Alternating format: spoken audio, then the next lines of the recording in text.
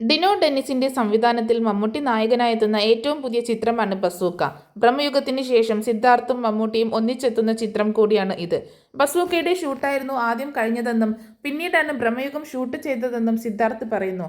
ഒപ്പം ബസൂക്കയുടെ പ്രമേയത്തെക്കുറിച്ചും മലയാളത്തിലെ വയലൻസ് സിനിമകളെക്കുറിച്ചുമൊക്കെ സിദ്ധാർത്ഥ് സംസാരിക്കുന്നുണ്ട്. തലക്കടിച്ചു കൊല്ലുക, ഗർഭിണികളെ ഉപദ്രവിക്കുക പോലുള്ള പരിപാടിയൊന്നും ബസൂക്കയിലില്ലെന്നും ഇപ്പോഴത്തെ ട്രെൻഡ് അതാണല്ലോ എന്നും സിദ്ധാർത്ഥ് ചോദിക്കുന്നു. മനുഷ്യന്മാരെ കൊല്ലാത്ത ഒരു ത്രില്ലർ പടമാണ് ബസൂക്കയെന്നും എങ്കിലും ഒരു മോസ് ആൻഡ് ക്യാറ്റ് പരിപാടി പടത്തിലുണ്ടെന്നും സിദ്ധാർത്ഥ് പറയുന്നു. ബസൂക്ക ഒരു ആക്ഷൻ ബേസ്ഡ് ത്രില്ലർ ടൈപ്പ് സിനിമയാണ്. അതിനകത്ത് ഒരു ക്യാറ്റ് ആൻഡ് മൗസ് ഗെയിം ഉണ്ട്. പിന്നെ മെയിൻ ആയിട്ട് ഇതിൽ ആരെയും കൊല്ലുന്നില്ല.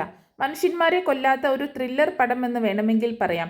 ഇപ്പോൾ വയലൻസിന്റെ ഒരു ട്രെൻഡാണല്ലോ. തലക്കടിച്ച് കൊല്ലുക, ഗർഭിണികളെ ഉപദ്രവിക്കുക, അങ്ങനെയൊരു പരിപാടിയൊന്നും ഇതിലില്ല. എന്നാൽ ആക്ഷൻ ബേസ്ഡ് ത്രില്ലർ ആണ്. പിടിക്കുമോ പിടിക്കപ്പെടാതിരിക്കുമോ എന്നൊരു ക്യാറ്റ് ആൻഡ് മൗസ് ഗെയിം ആണ്.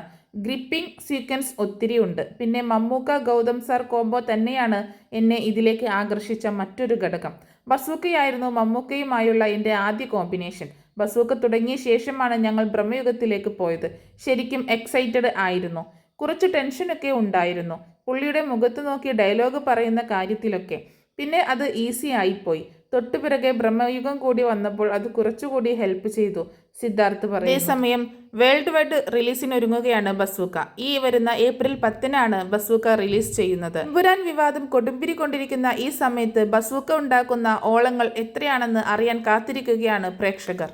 എമ്പുരാൻ സിനിമ വിവാദങ്ങളിൽ കത്തിജ്വലിച്ച് നിൽക്കുകയാണെങ്കിലും 200 കോടി ക്ലബ്ബ് കടന്നു എന്നാണ് അണിയറ പ്രവർത്തകർ അവകാശമുന്നയിക്കുന്നത്. അതുപോലെ തന്നെ മലയാളത്തിൽ നിന്നും ആദ്യമായി ഒരു വേൾഡ് വൈഡ് ഇൻഡസ്ട്രി ഹിറ്റായി എമ്പുരാൻ മാറിയിരിക്കുന്നു എന്നും അണിയറ പ്രവർത്തകർ അവകാശവുമായി എത്തുന്നു. എമ്പുരാനെ പിന്തള്ളി ബസൂക്ക കുതിച്ചുയരുമോ എന്നറിയാനായി കാത്തിരിക്കുകയാണ് പ്രേക്ഷകർ.